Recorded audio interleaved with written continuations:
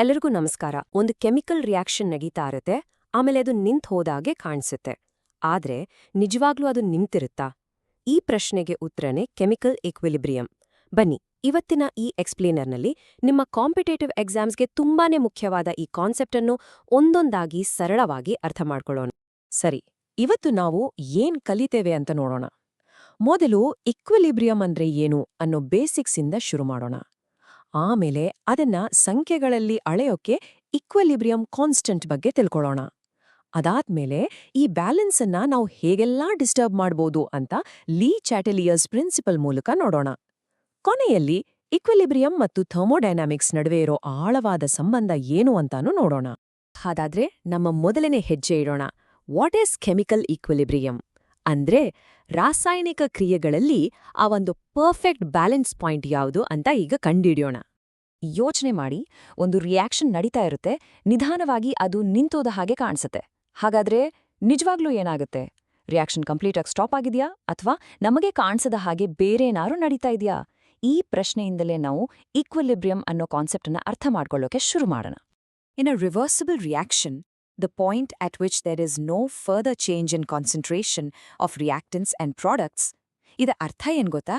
ಒಂದು reversible reaction ಅಂದ್ರೆ ಮುಂದಕ್ಕೂ ಹೋಗ್ಬಲ್ಲ ಮತ್ತು ಹಿಂದಕ್ಕೂ ಬರ್ಬಲ್ಲ ರಿಯಾಕ್ಷನ್ನಲ್ಲಿ ರಿಯಾಕ್ಟೆನ್ಸ್ ಮತ್ತು ಪ್ರಾಡಕ್ಟ್ಸ್ಗಳ ಪ್ರಮಾಣ ಅಥವಾ ಕಾನ್ಸಂಟ್ರೇಷನ್ ಬದಲಾಗದೆ ಸ್ಥಿರವಾದಾಗ ಆ ಸ್ಥಿತಿಯನ್ನೇ ನಾವು ಕೆಮಿಕಲ್ ಈಕ್ವಿಲಿಬ್ರಿಯಂ ಅಂತ ಕರೆಯೋದು.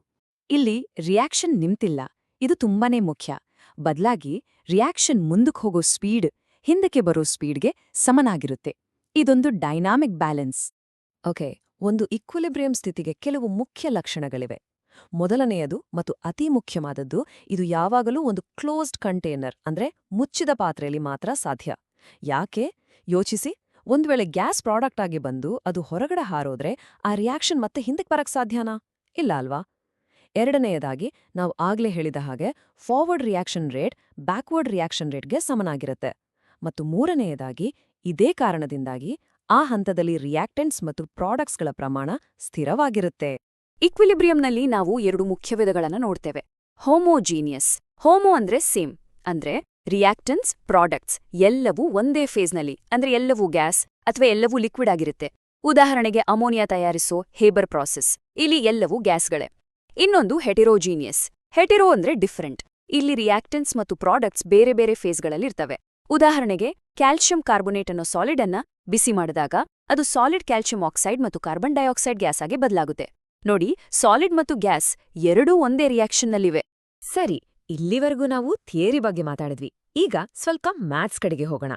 ಈ ಈಕ್ವಿಲಿಬ್ರಿಯಂ ಅನ್ನೋ ಬ್ಯಾಲೆನ್ಸ್ ಅನ್ನ ಒಂದ್ ಸಂಖ್ಯೆಯ ರೂಪದಲ್ಲಿ ಅಂದ್ರೆ ಕ್ವಾಂಟಿಟೇಟಿವ್ ಆಗಿ ಹೇಗೆ ಹೇಳೋದು? ಅದಕ್ಕಾಗಿಯೇ ಇರೋದು equilibrium constant. The rate at which a substance reacts is directly proportional to its active mass, and the rate of a chemical reaction is directly proportional to the multiple of the active masses of the reacting substances. Okay, ಇದು ಸ್ವಲ್ಪ ದೊಡ್ಡದಾಗಿ ಕಾಣಿಸ್ಬೋದು, ಆದ್ರೆ ಇದರ ಅರ್ಥ ತುಂಬಾ simple. ಒಂದು ರಿಯಾಕ್ಷನ್ನ speed ಅದರಲ್ಲಿ ಭಾಗವಹಿಸೋ ರಿಯಾಕ್ಟೆನ್ಸ್ಗಳ active mass ಮೇಲೆ ಡಿಪೆಂಡ್ ಆಗಿರುತ್ತೆ. ಇಲ್ಲಿ ಆಕ್ಟಿವ್ ಮಾಸ್ ಅಂದ್ರೆ ಬೇರೇನೂ ಅಲ್ಲ, ಅದರ ಮೋಲಾರ್ ಕಾನ್ಸಂಟ್ರೇಷನ್ ಅಷ್ಟೇ. ಈ ಲಾ ಆಫ್ ಮಾಸ್ ಆಕ್ಷನ್ ಅನ್ನ ಬಳಸಿ ನಾವು Kc ಅನ್ನೋ ಎಕ್ಸ್ಪ್ರೆಷನ್ ಅನ್ನ ಬರೀಬಹುದು. ಇದು ತುಂಬಾ ಸುಲಭ. ಮೇಲೆ ಪ್ರಾಡಕ್ಟ್ಸ್ಗಳ ಕಾನ್ಸಂಟ್ರೇಷನ್ಗಳನ್ನ ಮಲ್ಟಿಪ್ಲೈ ಮಾಡಿ, ಕೆಳಗೆ ರಿಯಾಕ್ಟೆಂಟ್ಸ್ಗಳ ಕಾನ್ಸಂಟ್ರೇಷನ್ಗಳನ್ನ ಮಲ್ಟಿಪ್ಲೈ ಮಾಡಿ. ಪ್ರಾಡಕ್ಟ್ಸ್ ಮೇಲೆ, ರಿಯಾಕ್ಟೆಂಟ್ಸ್ ಕೆಳಗೆ. ಒಂದೇ ಒಂದು ವಿಷಯ ನೆನಪಿಡಬೇಕು, ಪ್ರತಿಯೊಂದು ಕಾನ್ಸಂಟ್ರೇಷನ್ಗೂ ಬ್ಯಾಲೆನ್ಸ್ಡ್ ಈಕ್ವೇಷನ್ನಲ್ಲಿರೋ ಅದರ ನಂಬರ್ ಅಂದ್ರೆ ಸ್ಟೋಯಿಕ್ಯೋಮೆಟ್ರಿಕ್ ಕೋಎಫಿಷಿಯಂಟ್ ಅನ್ನ ಪವರ್ ಆಡಿ ಬರಿಬೇಕು. ಒಂದು ವೇಳೆ ನಮ್ಮ ರಿಯಾಕ್ಷನ್ನಲ್ಲಿ ಗ್ಯಾಸ್ಗಳಿದ್ರೆ ಏನಾಗತ್ತೆ? ಗ್ಯಾಸ್ಗಳ ವಿಷಯದಲ್ಲಿ ಕಾನ್ಸಂಟ್ರೇಷನ್ಗಿಂತ ಪ್ರೆಷರ್ ಬಗ್ಗೆ ಮಾತಾಡೋದು ಸುಲಭ. ಅದಕ್ಕೆ ನಾವು Kp ಅನ್ನ ಬಳಸ್ತೇವೆ. P ಅಂದ್ರೆ ಪ್ರೆಷರ್. ಇದರ ಫಾರ್ಮುಲಾ ಕೂಡ Kc ತರಾನೇ ಇರುತ್ತೆ, ಆದ್ರೆ ಇಲ್ಲಿ ನಾವು ಸ್ಕ್ವೇರ್ ಬ್ರಾಕೆಟ್ಸ್ನಲ್ಲಿ ಕಾನ್ಸಂಟ್ರೇಷನ್ ಬರೆಯೋ ಬದಲು ಪಾರ್ಷಿಯಲ್ ಪ್ರೆಷರ್ ಅನ್ನ ಬಳಸ್ತೀವಿ ಅಷ್ಟೇ. ಓಕೆ, ಈಗ ಬರೋ ಈ ಫಾರ್ಮುಲಾ ನಿಮ್ಮ ಎಕ್ಸಾಮ್ ದೃಷ್ಟಿಯಿಂದ ತುಂಬಾನೇ ಇಂಪಾರ್ಟೆಂಟ್. ಇದು Kp ಮತ್ತು Kc ನಡುವಿನ ಸಂಬಂಧವನ್ನ ಹೇಳುತ್ತೆ. ಫಾರ್ಮುಲಾ Kp = Kc ಗುಣಿಸು RT ಪವರ್ ಡೆಲ್ಟಾ Ng.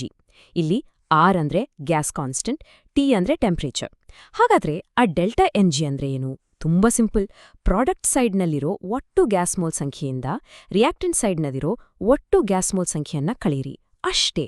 ಆ ಡೆಲ್ಟಾ Ng ವ್ಯಾಲ್ಯೂ ಇಂದ ಒಂದು ಶಾರ್ಟ್ಕಟ್ ಸಿಗುತ್ತೆ ನೋಡಿ. ಒಂದ್ವೇಳೆ ಡೆಲ್ಟಾ ಎನ್ಜಿ 0 ಆಗಿದ್ರೆ, ಅಂದ್ರೆ ಎರಡು ಬದಿಯಲ್ಲೂ ಗ್ಯಾಸ್ ಮೋಲ್ಸ್ ಸಮನಾಗಿದ್ರೆ, ಕೆಪಿ ಮತ್ತು ಕೆಸಿ ಕೂಡ ಸಮನಾಗಿರುತ್ತೆ. ಒಂದು ವೇಳೆ ಡೆಲ್ಟಾ ಎನ್ಜಿ ಪಾಸಿಟಿವ್ ಆಗಿದ್ರೆ, ಕೆಪಿಯು ಕೆಸಿಗಿಂತ ದೊಡ್ಡದಿರುತ್ತೆ. ಮತ್ತು ಡೆಲ್ಟಾ ಎನ್ಜಿ ನೆಗೆಟಿವ್ ಆಗಿದ್ರೆ, ನೀವೇ ಊಹಿಸಿದ ಹಾಗೆ ಕೆಪಿಯು ಕೆಸಿಗಿಂತ ಚಿಕ್ಕದಿರುತ್ತೆ. ಇದನ್ನ ನೆನ್ಪಿಟ್ಕೊಂಡ್ರೆ ಎಂಸಿಕ್ಯೂಗಳಲ್ಲಿ ತುಂಬಾ ಟೈಮ್ ಸೇವ್ ಆಗುತ್ತೆ. ಸರಿ, ಇಷ್ಟೊತ್ತು ನಾವು ಒಂದು ಬ್ಯಾಲೆನ್ಸ್ಡ್ ಈಕ್ವಿಲಿಬ್ರಿಯಂ ಬಗ್ಗೆ ಮಾತಾಡಿದ್ವಿ. ಆದ್ರೆ ನಾವದನ್ನ ಡಿಸ್ಟರ್ಬ್ ಮಾಡಿದ್ರೆ ಏನಾಗುತ್ತೆ?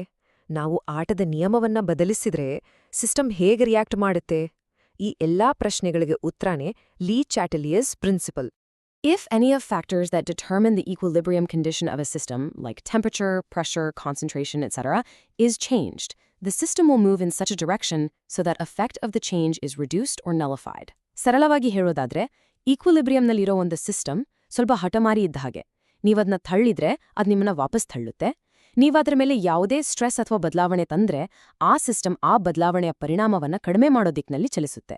ಅದು ಯಾವಾಗ್ಲೂ ಬ್ಯಾಲೆನ್ಸ್ಗೆ ವಾಪಸ್ ಬರಲು ಪ್ರಯತ್ನಿಸುತ್ತೆ. ಹಾಗಾದ್ರೆ ಬನ್ನಿ, ಈ ಪ್ರಿನ್ಸಿಪಲ್ ಅನ್ನ ಪ್ರಾಕ್ಟಿಕಲ್ ಆಗಿ ಅಪ್ಲೈ ಮಾಡಿ ನೋಡೋಣ. ನಾವು ಕಾನ್ಸಂಟ್ರೇಷನ್, ಪ್ರೆಷರ್ ಮತ್ತು ಟೆಂಪರೇಚರ್ನಂತಹ ಫ್ಯಾಕ್ಟರ್ಸ್ಗಳನ್ನ ಬದಲಾಯಿಸಿದಾಗ ಈಕ್ವಿಲಿಬ್ರಿಯಂ ಯಾವ ಕಡೆಗೆ ಶಿಫ್ಟ್ ಆಗತ್ತೆ ಅಂತ ಒಂದೊಂದಾಗಿ ನೋಡೋಣ. ಈ ಟೇಬಲ್ ಎಲ್ಲವನ್ನೂ ಸಮರೈಸ್ ಮಾಡುತ್ತೆ. ಒಂದೊಂದಾಗಿ ನೋಡೋಣ. ಮೊದಲು ಕಾನ್ಸಂಟ್ರೇಷನ್. ನೀವು ರಿಯಾಕ್ಟೆಂಟ್ಸ್ಗಳನ್ನ ಜಾಸ್ತಿ ಮಾಡಿದ್ರೆ ಸಿಸ್ಟಮ್ ಅಯ್ಯೋ ತುಂಬಾ ರಿಯಾಕ್ಟೆಂಟ್ಸ್ ಆಯ್ತು ಅಂತ ಹೇಳಿ ಅದನ್ನ ಖರ್ಚು ಮಾಡೋಕೆ ಪ್ರಾಡಕ್ಟ್ಸ್ ಕಡೆ ಅಂದ್ರೆ ಬಲಕ್ಕೆ ಶಿಫ್ಟ್ ಆಗುತ್ತೆ. ಈಗ ಪ್ರೆಷರ್. ನೀವು ಪ್ರೆಷರ್ ಜಾಸ್ತಿ ಮಾಡಿದ್ರೆ ಸಿಸ್ಟಮ್ಗೆ ಉಸಿರುಗಟ್ಟಿದ ಹಾಗಾಗುತ್ತೆ. ಅದಕ್ಕೆ ಜಾಗ ಬೇಕು. ಹಾಗಾಗಿ ಅದು ಕಡಿಮೆ ಗ್ಯಾಸ್ ಮೋಲ್ಸ್ ಇರೋ ಕಡೆಗೆ ಶಿಫ್ಟ್ ಆಗುತ್ತೆ. ಯಾಕಂದ್ರೆ ಕಡಿಮೆ ಮೋಲ್ಸ್ ಇದ್ರೆ ಕಡಿಮೆ ಜಾಗ ಸಾಕು. ಆದ್ರೆ ಈ ಟೇಬಲ್ನಲ್ಲೇ ಅತಿ ಮುಖ್ಯವಾದ ಪಾಯಿಂಟ್ ಗಮನ ಇಟ್ಟು ಕೇಳಿ. ಕೇವಲ ಟೆಂಪರೇಚರ್ ಬದಲಾಯಿಸಿದಾಗ ಮಾತ್ರ ಈಕ್ವಿಲಿಬ್ರಿಯಂ ಕಾನ್ಸ್ಟೆಂಟ್ ಅಂದ್ರೆ ಕೆಯ ವ್ಯಾಲ್ಯೂ ಬದಲಾಗುತ್ತೆ. ಬೇರೆ ಯಾವುದೇ ಬದಲಾವಣೆಯಿಂದ ಕೆ ಬದಲಾಗಲ್ಲ. ಕೊನೆಯದಾಗಿ ಕ್ಯಾಟಲಿಸ್ಟ್. ಅದು ರಿಯಾಕ್ಷನ್ನ ಫಾಸ್ಟ್ ಮಾಡುತ್ತೆ ಅಷ್ಟೇ. ಈಕ್ವಿಲಿಬ್ರಿಯಂ ಪೊಸಿಷನ್ ಅನ್ನ ಚೇಂಜ್ ಮಾಡಲ್ಲ. ಓಕೆ, ನಮ್ಮ ಕೊನೆಯ ಟಾಪಿಕ್ ಈಕ್ವಿಲಿಬ್ರಿಯಂ ಮತ್ತು ಥರ್ಮೋಡೈನಾಮಿಕ್ಸ್. ಅಂದ್ರೆ ರಿಯಾಕ್ಷನ್ಗಳು ಯಾಕೆ ನಡೀತವೆ ಅನ್ನೋ ದೊಡ್ಡ ಕಾನ್ಸೆಪ್ಟ್ ಜೊತೆ ನಮ್ಮ ಈಕ್ವಿಲಿಬ್ರಿಯಂ ಅನ್ನ ಹೇಗೆ ಕನೆಕ್ಟ್ ಮಾಡೋದು ಅಂತ ನೋಡೋಣ. ಇವೆರಡರ ನಡುವೆ ಒಂದು ಅದ್ಭುತವಾದ ಸಂಬಂಧ ಇದೆ. ಈ ಈಕ್ವೇಶನ್ ನೋಡಿ. ಡೆಲ್ಟಾ ಜಿ ಡಾಲೆಗ್ರಿ equals to -2.303 RT log K. ಇದ್ರಲ್ಲಿರೋ ಕೆ ಈಕ್ವಿಲಿಬ್ರಿಯಂ ಬಗ್ಗೆ ಅಂದ್ರೆ ರಿಯಾಕ್ಷನ್ ಎಲ್ಲಿ ಬ್ಯಾಲೆನ್ಸ್ ಆಗುತ್ತೆ ಅಂತ ಹೇಳುತ್ತೆ. ಆದ್ರೆ ಆ ಡೆಲ್ಟಾ ಜಿ ಡಾಲೆಗ್ರಿ ಅಂದ್ರೆ ಗಿಬ್ಸ್ ಫ್ರೀ ಎನರ್ಜಿ ಆ ರಿಯಾಕ್ಷನ್ ತಾನಾಗೇ ನಡೆಯುತ್ತಾ ಇಲ್ವಾ ಅಂತ ಹೇಳುತ್ತೆ. ಇದನ್ನ ಹೀಗನ್ಕೊಳ್ಳಿ.